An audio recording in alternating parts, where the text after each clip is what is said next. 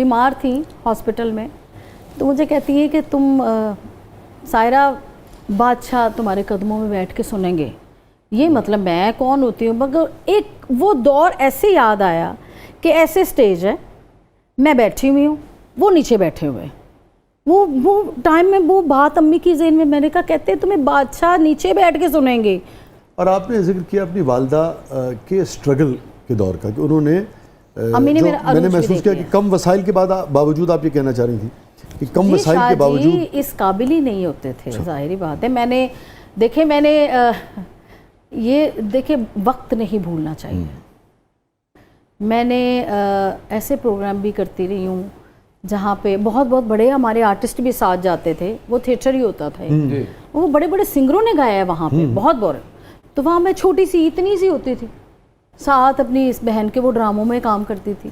वो उन्होंने अमानुल्लाह साहब के साथ भी, बब्बू बरार साहब के साथ भी, सबके साथ किया हुआ। वो प्रोड्यूस भी किए थे उन्होंने। और मैं उनके साथ इतनी सी जाके, तो मैं भी साथ एक आध गाना कर देते। तो सारे मन नन्ही, सब कहते थे नन्ही, जितने पुराने आर्टिस्ट सारे नन्ही, आजा नन्ही गाना सुना दे। 100-200 लेके तो वहाँ पे गाना, मुझे तो खैर बच्ची थी, मुझे तो उन पैसों का क्या, इतने पैसों में भी मगर उन्होंने सायरा नसीम को बनाने के लिए बहुत मैंने धक्के खाए, बहुत मेहनत की और धक्के खाए हैं बहुत। ऐसे नहीं बने।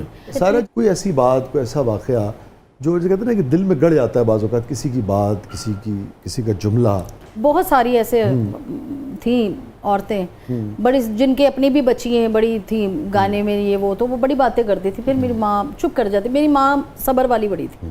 और जब फिर कामयाबी हुई, फिर उन्हीं लोगों ने देखा, फिर उन्हीं लोगों ने, वो मैं कहती हूँ कि फिर ऐसे कि मैं बता नहीं सकती। सफ़र में, इब्तदाई सफ़र में जब वालदा का और आपका स्ट्रगल होता, किसने सबसे ज़्यादा हौसला दिया, या कोई एक तौसीफ़ी जुमला जैसे किसी ने कहा हो तो वो आपको याद रह गया हो?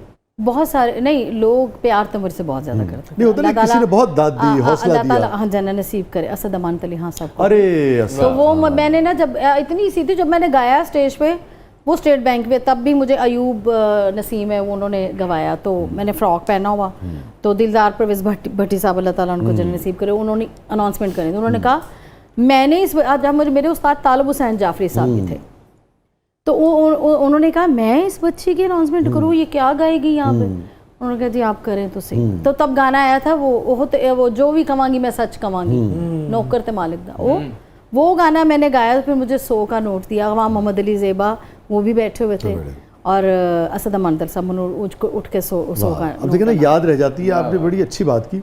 और मेरी अपनी एक पोजीशन थी उस वक्त अल्हम्दुलिल्लाह, शायरी में, ड्रामे में।